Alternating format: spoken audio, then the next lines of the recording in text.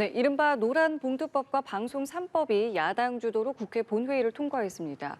국민의힘은 예정했던 필리버스터를 취소했는데 이동관 방송통신위원장의 탄핵안 처리를 막기 위한 고육지책이었다는 입장입니다. 예, 국민의힘 혁신위는 청년의 방점을 찍은 3호 혁신안을 발표했습니다. 두 분과 정치권 이슈 이야기 나누겠습니다. 윤기찬 국민의힘 법률위 부위원장, 서영주 더불어민주당 상근 부대변인 나와 계십니다. 어서 오십시오. 네. 예, 안녕하십니까. 안녕하세요. 어제 국회 상황이 참 급박하게 돌아갔습니다. 민주당이 쟁점 법안을 처리를 했고요. 국민의힘은 말씀드린 것처럼 필리버스터를 전격 철회를 했습니다. 어제 이 상황을 좀 예상을 두 분께서 하셨는지 이 부분만 좀 간략하게 좀 먼저 여쭙겠습니다. 저는 전혀 예상하지 못했어요. 글쎄 이게 지금 이런 수까지 미리 준비해 뒀다는 것은 그만큼 절박하다는 거죠. 끝까지 최선을 다하겠다는 취지의 노력의 발로라고 보는데 어쨌든 저는 전혀 예상하지 못했고 결과적으로는 상당히 윤재욱 원내대표가 상당한 고민을 많이 했던 것으로 그렇게 인정이 됩니다. 예, 이 부분만 좀 짧게 말씀해 주세요. 어떻게 좀 어제 상황을 좀 예측을 하셨었는지요? 저희도 예측은 하지 못했죠. 설마 이동관 방통위원장 한 사람을 지키기 위해서 입법권을 포기할까? 이건 말하자면은 국회의원들이 여야를 막론하고요. 필리버스터를 하겠다고 그렇게 소란을 피웠는데요. 이동관 위원장이 방통위원장으로서의 여러 가지 위법적, 불법적 부분이 있어서 탄핵을 하겠다고 하면 그걸 판단을 받는 게 맞는데 그냥 국회의원의 권한을 포기해버렸어요. 결국에는 용산의 의중이 반영된 것이고 그냥 역시 국민의힘은 용산의 출장소 역할을 하는 그런 집단이구나. 그냥 그 정도로 느꼈습니다. 예, 기승전결 용산인데. 아니 용산이죠. 이동관 지켜라라고 했을 거 아니에요. 필리버스터의 효용성을 이제 판단했겠죠. 그런데 지금 윤재욱 원내대표 입장에서 원내대책 일환으로 필리버스터를 통해서 입법을 막을 수는 없는 거잖아요. 또 민주당 입장에서 찬성 필리버스터를 24시간 하게 되면 24시간 보장된 필리버스터권도 저희가 잃게 되는 거기 때문에 그거냐 아니면 사실 방통위원회의 정상화냐라는 두 가지 안건 중에 하나 선택한 거로 보면 될 것 같아요. 예, 여기에 대해서 일단은 그러면은 여야의 입장은 어떠한지 관련 내용 듣고 말씀 이어가겠습니다. 이 네 가지 악법에 대해서 국민들께 소상히 알리고 호소를 드리고 싶었지만 방송통신위원회의 기능을 장시간 무력화시키겠다는 나쁜 정치적 의도를 막기 위해서는 필리버스터를 포기할 수밖에 없는 상황임을 국민들께서 정말 이해해 주시고 응원해 주시기를. 반대 토론을 하겠다고 했다가 이동관 방통위원장과 검사 2명에 대한 탄핵안이 올라오니까 필리버스터를 전격적으로 철회한 것에 대해서 매우 유감스럽습니다. 얼마나 방송장악이 이 정부에게 시급하고 중요한 과제면 방통위원장 지키기 위해서 이런 꼼수까지 쓰는구나 이렇게. 예, 이 상황에 대해서 일단 국민의힘 원내대표는 방통위 기능을 장시간 무력화시키기 위한 나쁜 정치 의도다라고 이야기하고요. 홍익표 원내대표 이야기 보면 이런 꼼수라는 표현까지 썼습니다. 좀 평가 들어보죠. 그러니까 이제 좀 창피한지를 모르는 것 같아요. 여당 국회의원들이요. 필리버스터가 무용론이다. 그럼 필리버스터를 왜 합니까? 처음부터. 아예 뭐 효과가 없을 것 같으면 하지 말아야지요. 그러면 다수당 민주당을 욕하기 전에 그러면 내년 총선을 기다려야죠. 그래서 다수당이 돼야 되지 않겠습니까? 그러니까 입법부로서는 본인들의 기본적 역할이 있어요. 근데 그걸 다 포기해버렸다는 게 좀 창피했고요.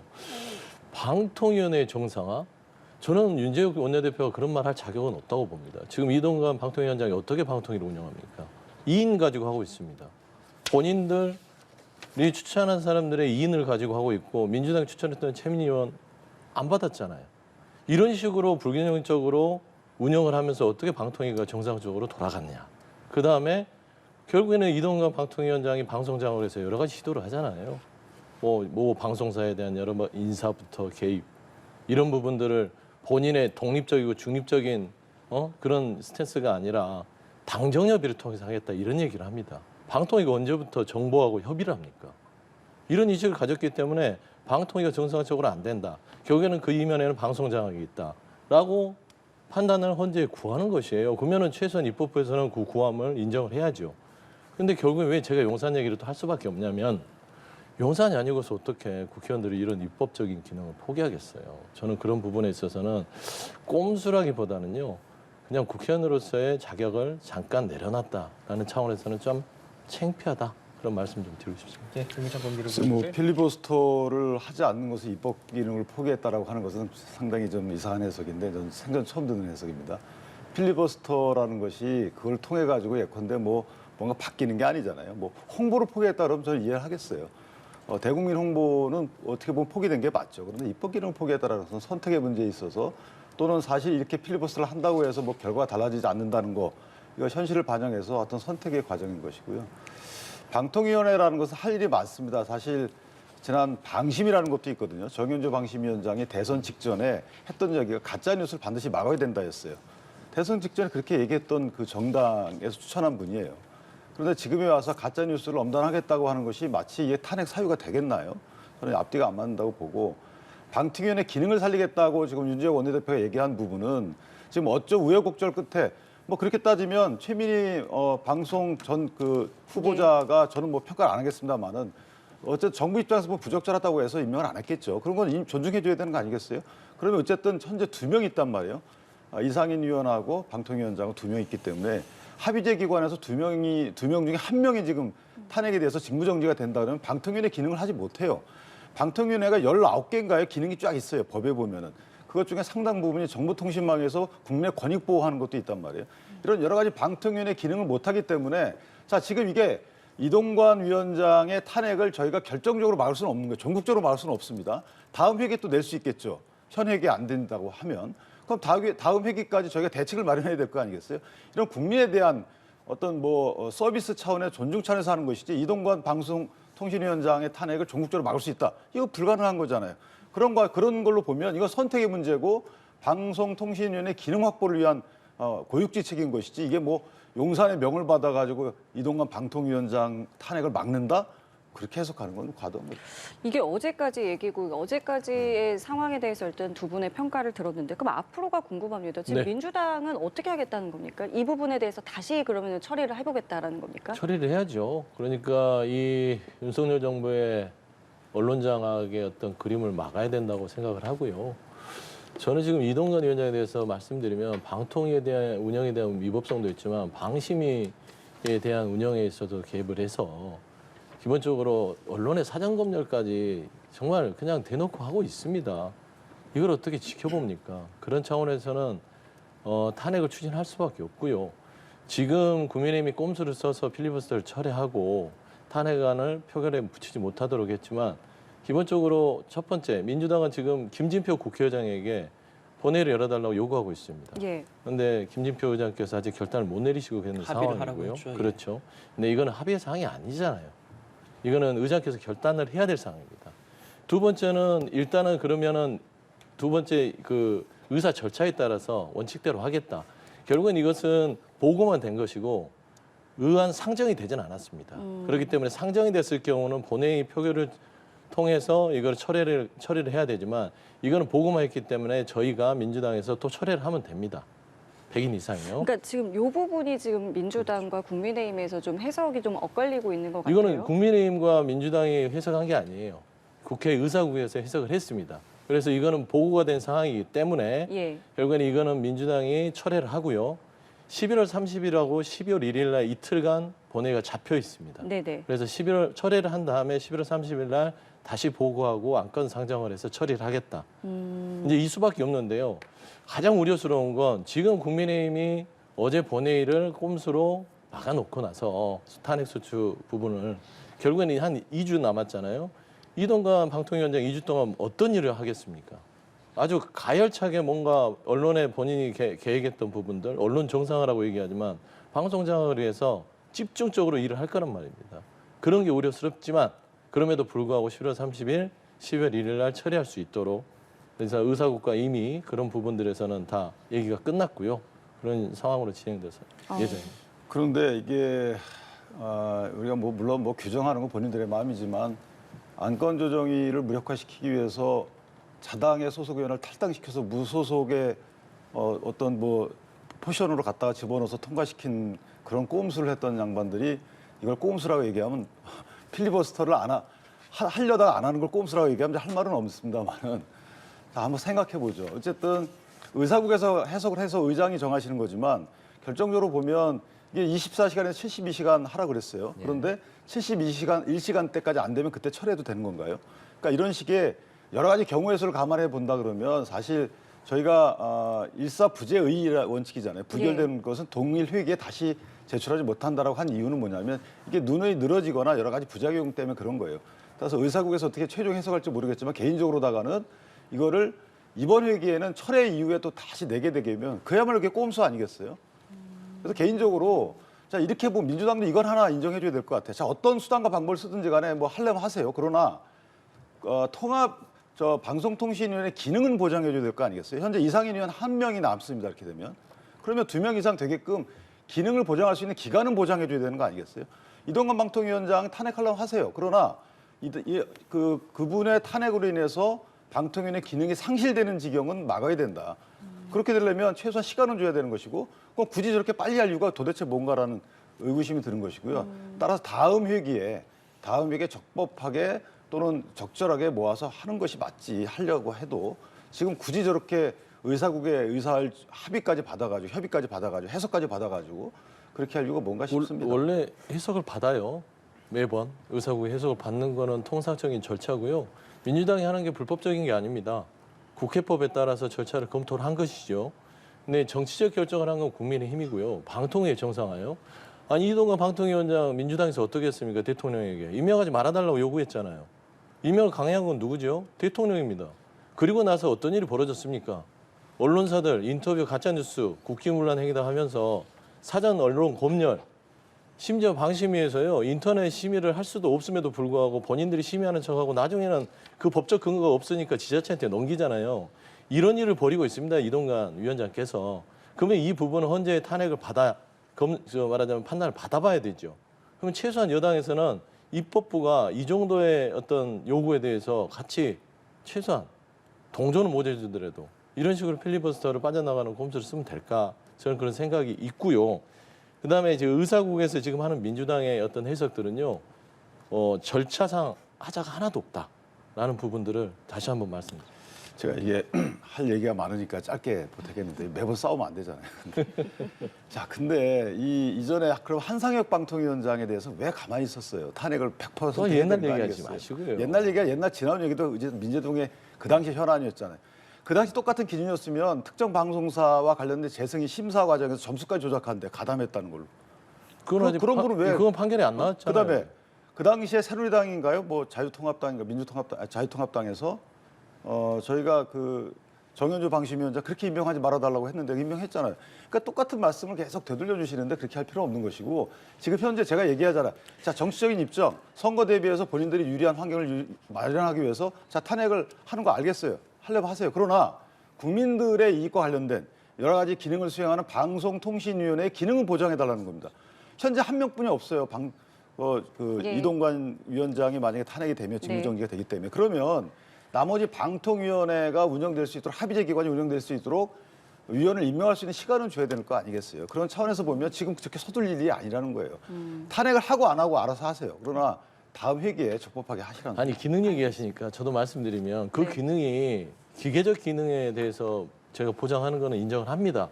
하지만 그 기능이 안 좋은 기능을 한다면 어떻게 하겠습니까? 막아야죠. 방송 장악의 기능을 하는 지금 현재 이동관 방통위가 과연 국민들한테 권익을 줄까요? 모든 어떤 언론들에 대한 비판 기능을 다 잠재우고 오로지 윤석열 정부에 대해서만 찬양하는 그런 언론 환경을 만드는 게 과연 맞을까요? 그건 아니라고 봅니다. 이거는 민주주의의 질서를 해치기 때문에 이건 국민 권익을 장기적으로 봐서는 저는 심각한 피해를 주기 때문에 민주당은 정말 어려움을 겪고 탄핵을 할 수밖에 없다. 그런 얘기입니다. 예, 어제 알겠습니다. 필리버스터를 안 하게 되면서 노란봉투법 그리고 방송성법은 국회를 통과했습니다. 이렇게 되면 이제 대통령에게로 시선이 가게 되는데 거부권 행사 이 부분 좀 어떻게 생각하세요? 좀 고민스러울 것 같아요. 일단 노란봉투법은 저희에게 노동관계조정법이라서 노동법이거든요. 근데 이게 어찌 보면 사용자 개념을 넓힌다 이렇게 저희가 수상적으로 말을 하는데 근데 근로계약 관계를 맺은 사람만 사용자가 아니고 실질적으로 근로조건을 지배하고 결정할 수 있는 사람도 사용자다. 이게 애매하잖아요. 이 개념을 추가한 거예요. 그렇다면 현대자동차 같은 경우에는 하청업체까지 하면은 4,000개 업체가 다 사용자 개념에 포함되는 겁니다. 자, 이런 사실은 되게 불명확성 이것이 문제가 되는 것이고 또 하나는 이게 저희가 노동쟁의가 돼서 파업까지 나가려면 노동쟁의 대상이 돼야 되는데 근로조건 결정만 노동쟁의 대상이에요.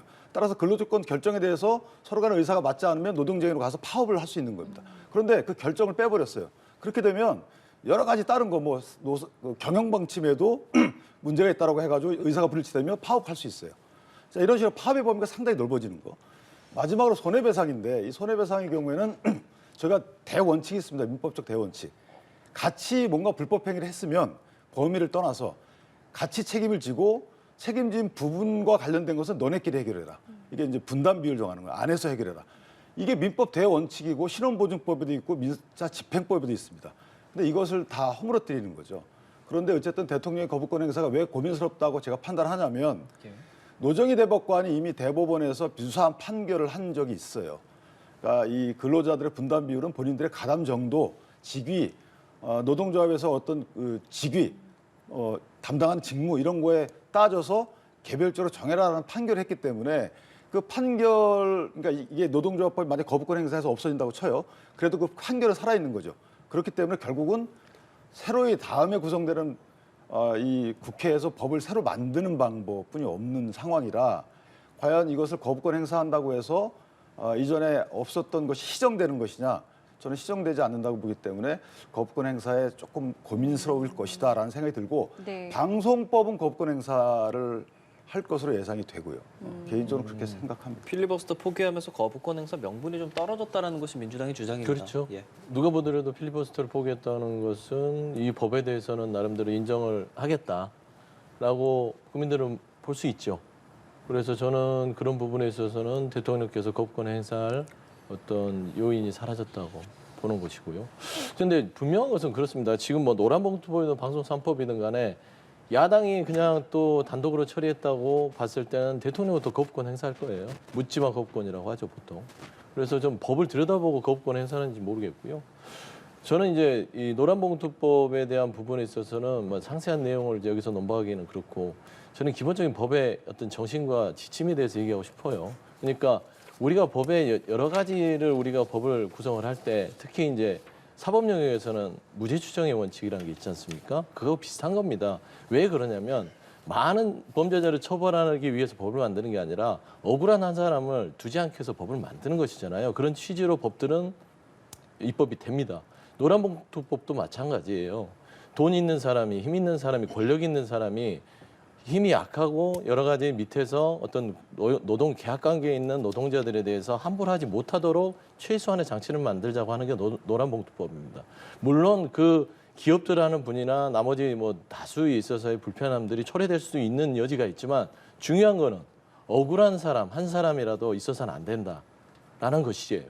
그러니까 좀 성숙된 사회 자체는요. 우리가 좀 편하자고요. 소수의 사람들의 희생을 강요해서는 안 되는 것입니다. 그거는 옛날 1970년 박정희 시대 압축성장 시대에나 있었던 일이죠.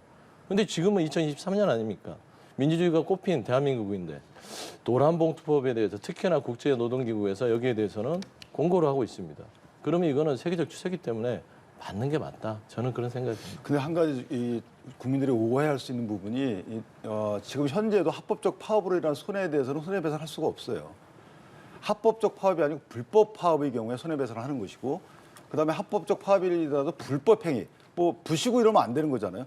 근데 그런 것들에 대한 손해배상을 못하게 한다 그러면 이거 앞뒤가 안 맞는 거예요. 모든 법 체계가 안 맞는 거라서 노동자들로 하여금 합법적 파업을 할 수 있도록 못하도록 하는 법이 아니에요. 불법 파업을 못하도록 하는 법이고 불법 파업으로 인한 손해에 대해서는 배상할 수 있도록 법 원칙을 확인하는 법이기 때문에 이게 왜 문제가 되는지 모르겠고 방송법에 대해서 말씀을 드리면 방송법은 사실 지금 예전에도 원래 민주당이 주장했던 부분이 야당에서 거부권 행사할 수 있는 이사를 한둘 넣자 사장 선임에 대해서 이렇게 얘기했었어요. 그러나 정권이 바뀌자마자 그거 쏙 들어갔죠. 그러니까 이런 식으로 정권을 갖고 있는 분에 따라서 입장이 바뀌는 건 맞지만 이번의 경우는 약간 그와 다른 사정이 있다는 거죠.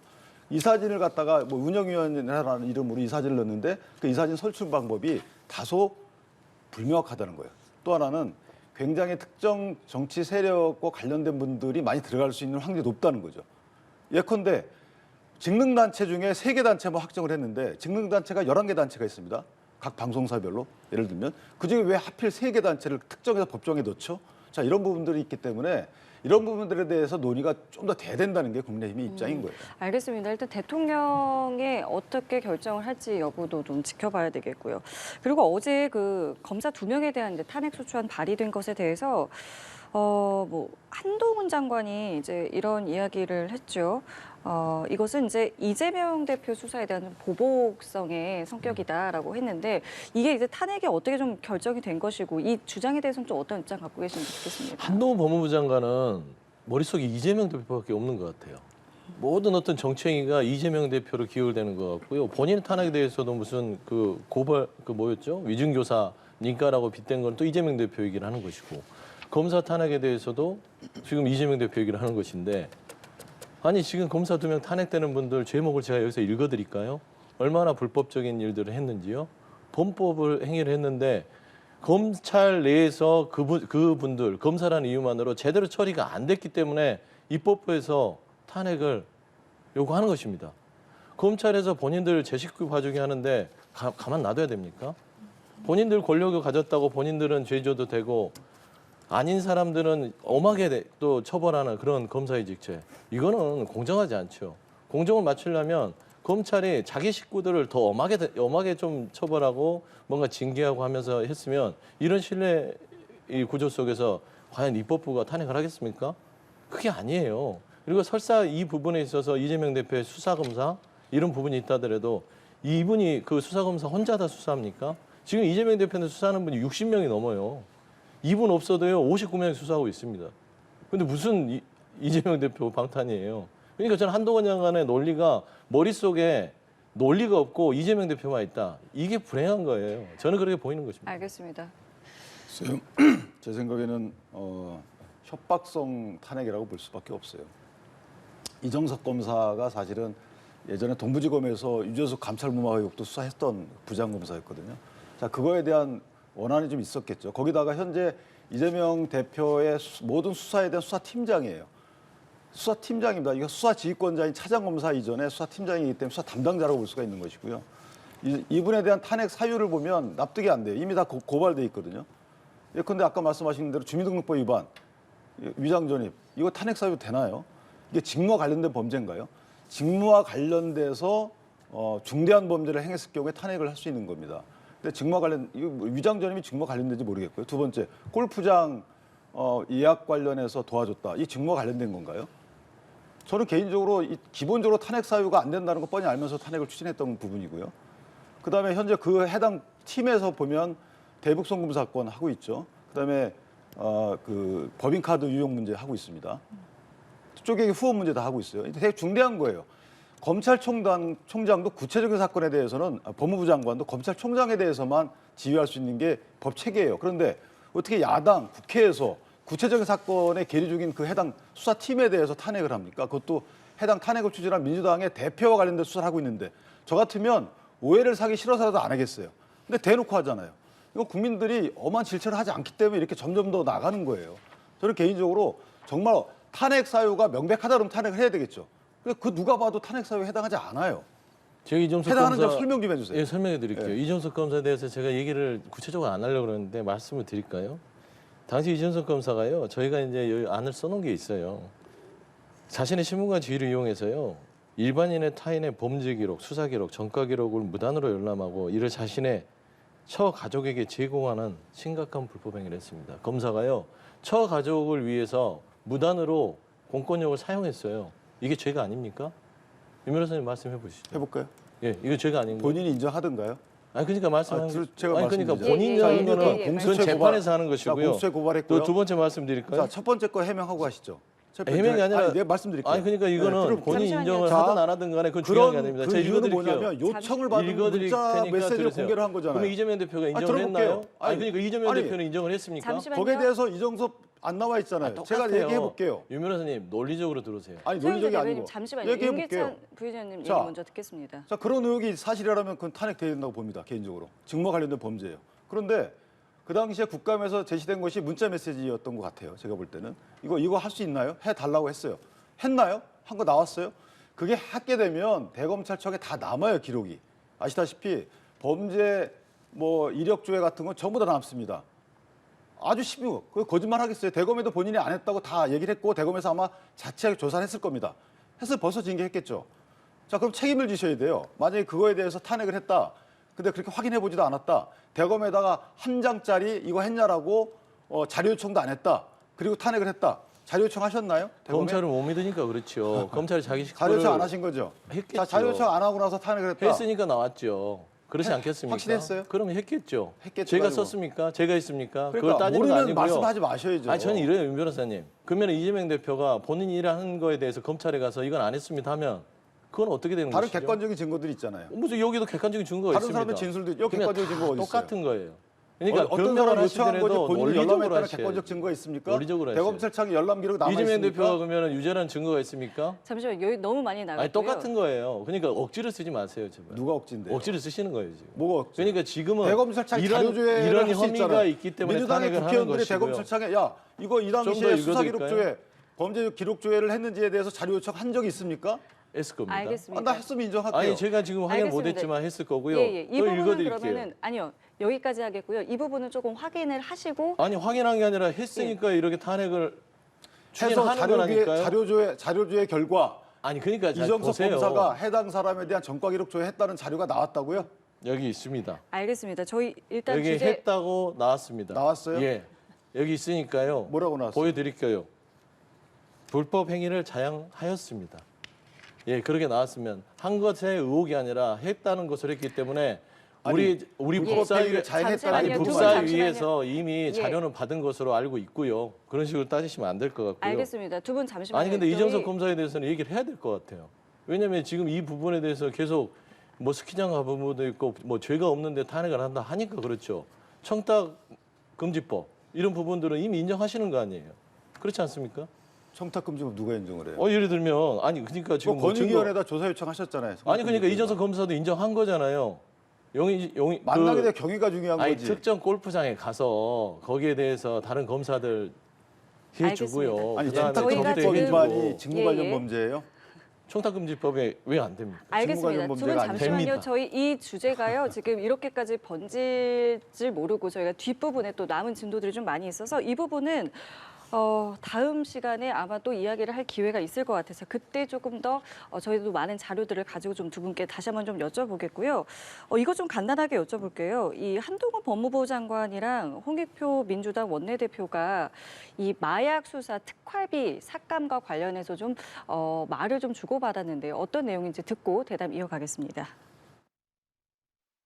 제가 그동안 한동훈 장관에 대해서 이런저런 반응을 안 했는데요. 하도 그 말이 같잖아서 제가 이건 한번 얘기하겠습니다. 2억 7천만 원 뭐 마약 수사비 없었다 이런 얘기하는데 그럼 마약 수사비 한 10억쯤 해주면 마약 수사 근절시킬 수 있습니까? 무슨 말 같지 않은 얘기를 합니까? 법무부 장관이 관련 자료 제출하고 어디에 썼는지 소명하면 그 예산 더 올려줄 수도 있습니다. 그게 국민 세금이지 홍익표 개인 돈은 아니지 않습니까? 또 홍익표 민주당 대표가 가짜다라는 말도 했던데요. 마약 막는 세금으로 갑질하는 것에 대해서 주권자 국민들께서 정말 가짜않게 생각하실 것 같습니다. 10억 주든 1억 주든 저희는 최선을 다해서 마약을 막겠습니다. 일단은 그러니까 이 내용이 이렇습니다. 그러니까 지금 민주당에서 얘기하는 거는 그러니까 수사비 삭감이 아니라 특활비 삭감이다. 이제 이 부분을 이야기를 하고 있는 것이고 한동훈 법무부 장관 같은 경우 이제 마약 수사의 이제 기밀성 때문에라도 이 부분이 좀 지켜져야 된다라는 거잖아요.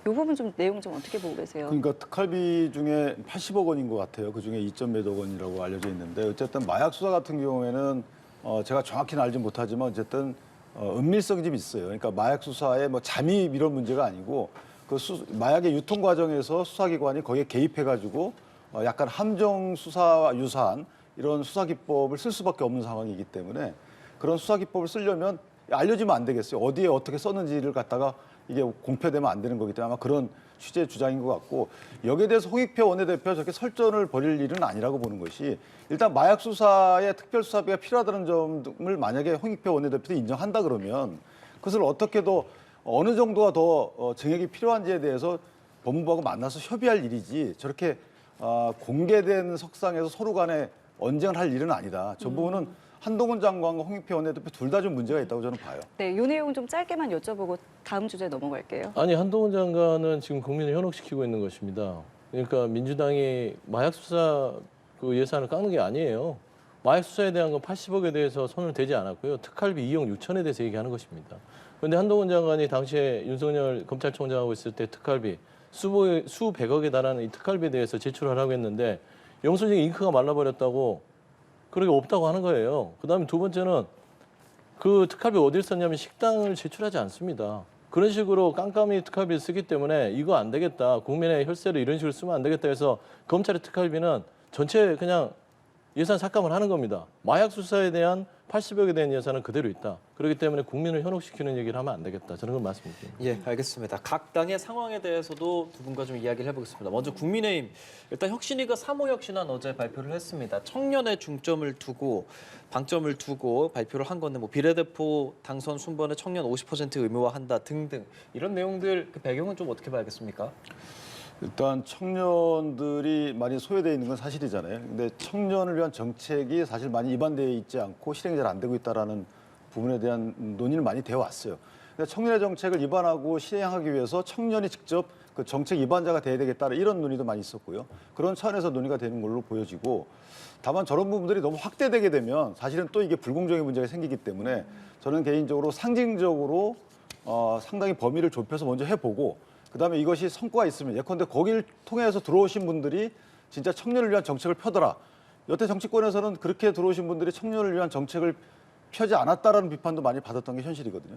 그렇기 때문에 그런 루트를 통해서 들어오신 분들이 청년을 위한 정책을 피는 등 상당히 원래 기능에 맞게끔 역할을 하더라라는 것들이 입증이 되게 되면 조금 더 넓혀가는 이런 식의 점진안으로 가는 게 어떨까라는 생각이 들고 저 부분은 사실 저희 당원 당규에도 어느 정도 약간의 기존에 있는 거기 때문에 큰 아마 거부 반응은 없을 걸로 그렇게 생각이 지금 듭니다. 혁신위에서 3호 혁신안까지 낸 상황인데 사실 2호에서 권고라고 말했던 그 부분 있지 않습니까? 신윤 대통령과 가까운 그리고 중진 지도부에 대한 뭐 험지 출마라든지 불출마 이런 내용들에 대해서 지금 뭐 권고안도 시간을 두고 당에 정식으로 요구한다라는 것이 지금 공식적인 입장인데 이건 어떻게 되는 겁니까?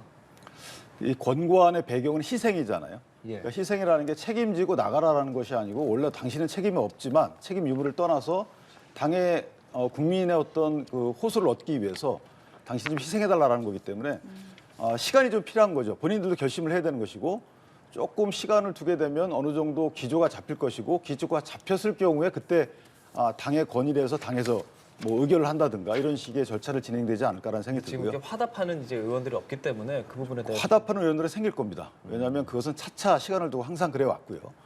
이 공천 단계까지 가기 이전에 보면 그 단계 가면 이제 밀려나는 부분도 없잖아 있고 또 불협화음이 생기고 당내 분쟁이 생기거든요. 근데 밖에 이준석 당대표, 전 당대표가 있기 때문에 사실 당의 불협화음을 내면서까지 저것을 빨리 밀어붙일 이유가 없어요. 어차피 나중에 결과론적으로 결과를 보고 국민께 메시지를 내는 거기 때문에 저는 개인적으로 그 김기현 대표가 얘기했듯이 이렇게 시급한 문제가 아니다라는 것은 뭔가 결과는 있을 것이다. 그러나 시간이 좀 필요하다라는 취지로 이해를 하기 때문에 이뇨한 혁신위원장이 최근까지 보면은 전화를 해서까지 좀 급하게 뭔가 답을 원하는 것 같은 뉘앙스를 저희는 받았는데 이 시간을 두고 당이랑 이야기를 하겠다, 당에 요구를 하겠다라는 거는 당과 그럼 시간이 좀 필요하다는 부분에서 좀 조율이 됐던 걸까요? 저는 어느 정도 숙성이 되고 있다고 생각을 합니다. 이게 당신 나가 이렇게 할 게 아니고 어느 정도 의사 확인도 해야 되는 거 아니겠습니까? 민주당에서 불출마 의사 확인서 돌리듯이 그러니까 저는 개인적으로 그런 식의 시간이 좀 가면 유의미한 결과 분명히 나올 것이다 이렇게 생각합니다. 예. 지금 혁신위가 네. 지금 하고 있는 모습들, 뭐 2호 혁신안도 그렇고요. 3호는 이제 청년을 이제 좀 포인트를 두고 키워드를 잡았는데 이 움직임 지금 어떻게 좀 평가하세요? 이제 이뇨한 혁신위가 점점 속빈강정이 돼가고 있다. 2호 혁신안에서 막힌 것이죠. 이제 3호 청년을 좀 등용하자라는 거는 늘 뭐 정치권에서 10년, 20년 동안 단골 메뉴라서요. 뭐 특별한 혁신안도 아닙니다.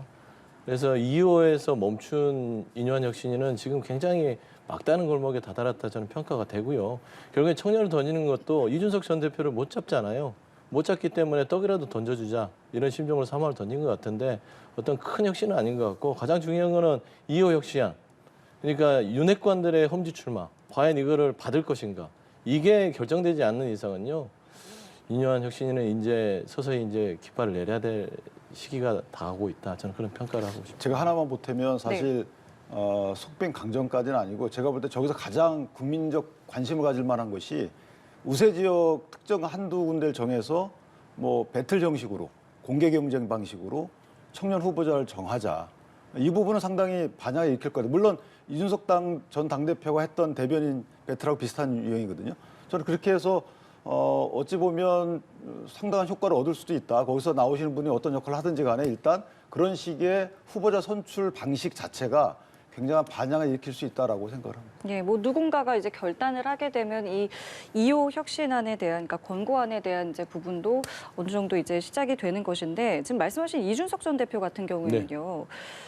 하나하나 좀 하루하루 발언들을 하고 있어요. 이제 지금 이야기 나온 것은 대구 출마 가능성 얘기 나왔었는데 광주까지도 얘기가 나왔단 말이에요. 광주 돌파 가능성.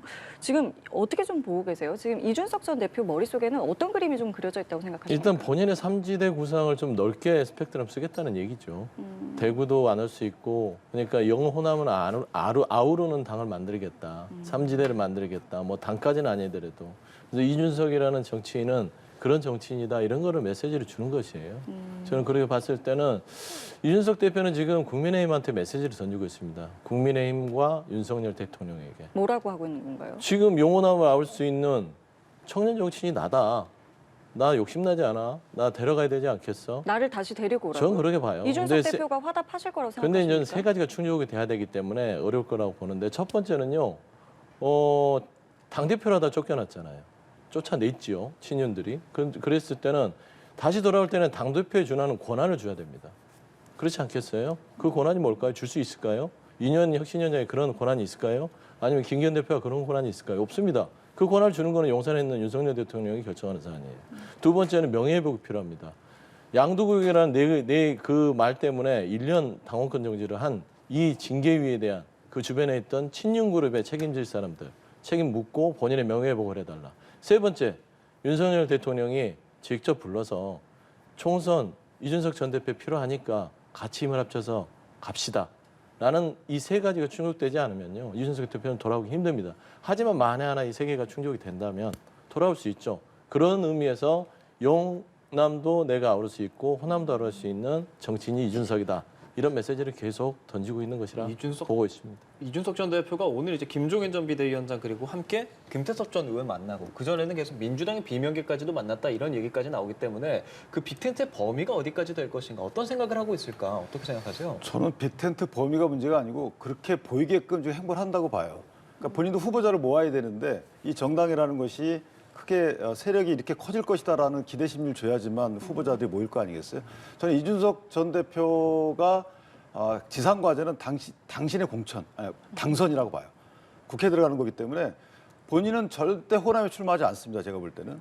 만약에 무소속으로 나가면 대구에 출마하겠죠. 그다음에 당내에 있으면 뭐 안철수 의원과의 경선 정도로 생각할 수 있어요. 그런데 본인이 신당을 차리게 되면 본인은 비례로 입성할 가능성이 커요. 저는 그렇게 생각을 합니다. 본인이 신당을 차리고 대구에 출마한다고 해서 대구에서 당선될 확률은 그렇게 높지 않거든요. 지금 하시는 말씀 보면 대구에서 본인과 우호적인 분들이 굉장히 많다. 거기는 본인이 생각하지 않는다는 취지의 말씀하신단 말이에요. 반개혁적인 인물과 그러나 반개혁적인 인물과 하겠다라는 건데, 그럼 반개혁적인 인물은 뭐죠? 본인하고 친하지 않은 분이죠.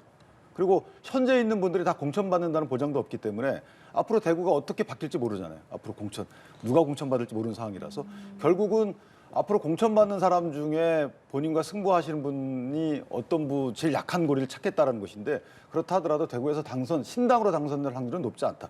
무소속이면 가능성이 있습니다. 그래서 거기에 대한 선택을 본인이 하실 거고, 결국은 이제 본인이 전국적 후보를 낼 수 있느냐의 문제인데, 그래야지만 비례대표 수가 늘어나거든요. 또 하나 선거제가 30석 갖고 이것이 만약에 각 양대 정당의 위성 비례 정당을 세울 수 있는지 없는지에 관련된 선거제도 개혁 논의, 이런 것들과 맞물려서 결정을 하시겠지만, 결국은 본인은 여러 가지 명분을 대고 여러 가지 말씀하시지만 한마디로 줄인다 그러면 국회 들어가고 싶다라는 의미로 줄여집니다. 예, 지금 이런 상황에서 민주당 비명계 의원들이 이제 여러 인터뷰를 하는 걸 보면은 마치 좀 탈당의 생각이 좀 있는 것 같은, 언제라도 좀 할 수 있을 것 같은 그런 분위기를 좀 내는 분들이 좀 몇 분 계시는 것 같아요. 이 분위기를 저희가 좀 어떻게 읽어야 되겠습니까? 몇 분이 최근에 2분 제 인터뷰를 들은 것 같아요. 예. 그러니까 169명 중에 2명입니다. 그래서 이게 비명계를 뭐 몇 명이라고 좀 지칭하기는 힘들지만 일부 의원들 개별의 생각들이 있겠죠. 하지만 지금 현재 당내에서 탈당을 왜 생각할까요? 왜냐하면 총선이 아직 5개월이나 남았고 민주당 내에서 지금 어떤 뭐 비명, 친명에 대한 어떤 권력의 공천의 싸움이 가시화된 것도 아니고요. 당내에서 투쟁을 해도 충분히 가능한 시간입니다. 근데 굳이 지금 나가면 본인 스스로도 손해고 또 지금 그 이름이 거론되는 자체만으로도 당내에서는 향후 공천에 있어서 좀 나중에 페널티를 먹을 수도 있는 부분이에요. 감정적으로, 평가적으로. 그렇기 때문에 저는 섣불리 움직이는 분들은요. 이미 그냥 본인 스스로를 민주당에서 나는 이 정도 수준이야. 나는 다음 선거에서 공천을 못 받을 것 같아라고 그냥 판단하신 분들은 그렇게 움직이는 것 같아요. 하지만 전체의 비명계라든지 뭐 이재명 대표와 이런 여러 가지 쓴소리를 하신 분들, 제가 아는 분들은 당을 떠날 생각 없다라는 말이 너무 확고합니다. 그렇기 때문에 저는 지금 일부의 어떤 그런 탈당 시사 발언들은 지금 당과의 어떤 전체적인 분위기와는 무관하다. 그렇게 좀 말씀드립니다. 예, 그 이재명 대표가 개딸들의 그 강성 지지층의 어떤 움직임에 대해서 자제를 촉구하는 메시지를 내고 이런 부분들은 그럼 어떻게 좀 봐야 되겠습니까? 지금 강성 지지층이 요즘에 좀 잠잠해지지 않았습니까? 예전에 비하면? 근데 앞으로 또 어떻게 될지 모르니까요. 물론 그러긴 하겠죠. 예. 근데 이제 지금 제가 봐서는 총선이 다가올수록 강성 지지층이 강성 발언을 하고 뭐 특정 뭐 비명계 의원들을 좌표를 찍어서 괴롭히고 하는 것들은 좀 자제가 될 거예요. 왜냐하면 이게 이재명 대표한테 도움이 안 되거든요. 왜냐하면 그렇게 될수록 이재명 대표가 향후의 공천을 정말 공정하게 하는지 이런 부분에 있어서 그 역으로 말하자면 어떤 그런 비판이 들어올 수 있습니다.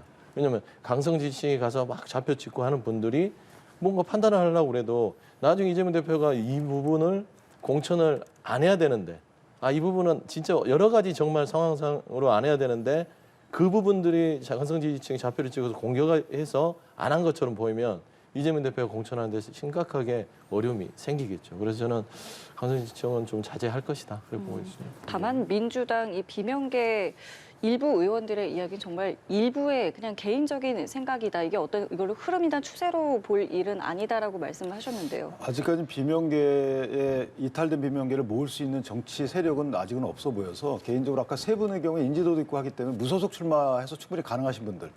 그러니까 현재 강성 개딸의 어떤 뭐 공천 개입 이런 문제, 실질적 공천 개입 문제를 비판하면서 나 복당하겠다. 뭐 이런 식의 만약에 컨셉을 건다면 저는 무소속 당선도 어렵지 않은 분들이기 때문에 그런 감안을 하지 않을까 싶습니다. 예, 알겠습니다. 오늘 두 분 말씀 여기까지 함께하겠습니다. 윤기찬 국민의힘 법률위 부위원장, 서영주 더불어민주당 상근 부대변인과 함께했습니다. 오늘도 말씀 잘 들었습니다. 네, 두 분 말씀 고맙습니다.